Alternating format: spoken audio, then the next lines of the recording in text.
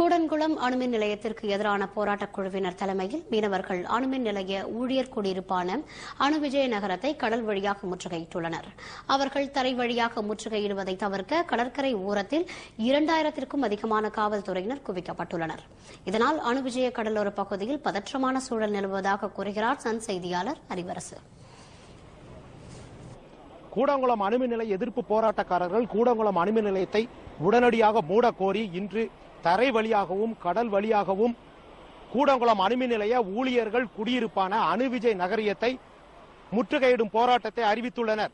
இதன் ஒரு கட்டமாக இன்று கூடங்குளம் அணுமின் நிலையத்தை சுற்றியுள்ள நெல்லை மாவட்டத்தில் உள்ள கடலோர கிராமமான பெருமணல், கூட்டப்புள்ளி, கூத்தங்குழி, இடுந்தகரை, உவ்வரி, கூட்டப்பனை, கூடுதாலை உள்ளிட்ட 10 மீனவ கிராமங்கள் உள்ள மீனவர்கள் தங்களது நாட்டு படகுகளில் நாம் இருக்கக்கூடிய இந்த அணுவிஜய் நகரியத்திலிருந்து சுமார் 100 மீட்டர் தொலைவில் தங்களது ஃபைபர் படகுகளில் கொடிகளை கட்டிக்கொண்டு அணுவிஜய் நகரத்தில் முற்றுகையிடும் போராட்டத்தை தொடங்கியுள்ளனர்.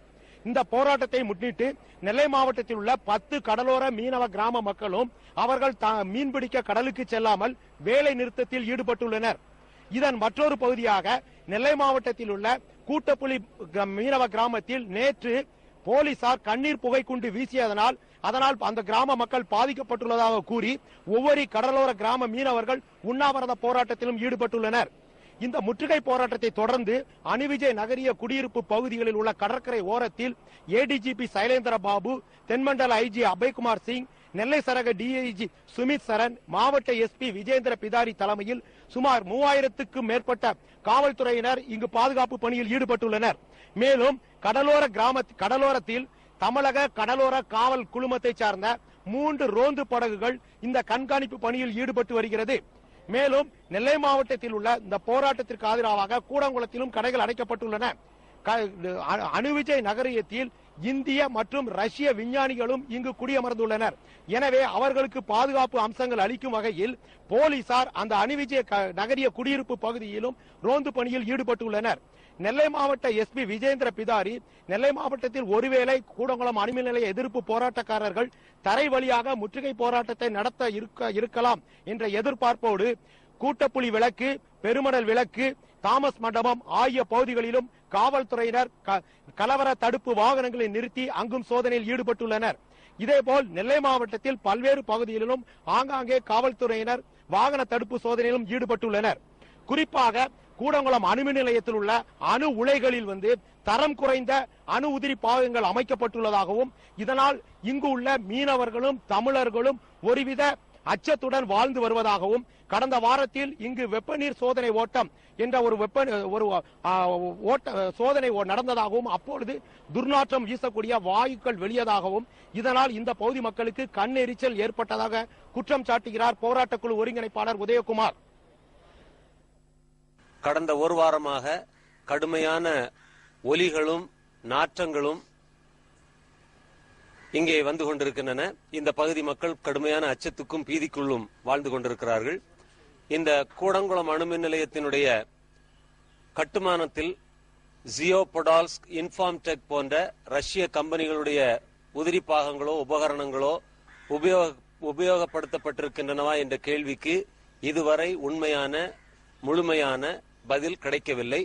கேட்டால் அப்படி ஒரு விசாரணை ரஷ்யாவிலே இந்த நிறுவனங்களை பற்றி நடப்பது எங்களுக்கு தெரியாது என்று முன்னுக்கு பின் முரணாக பதில் சொல்கிறார்கள்.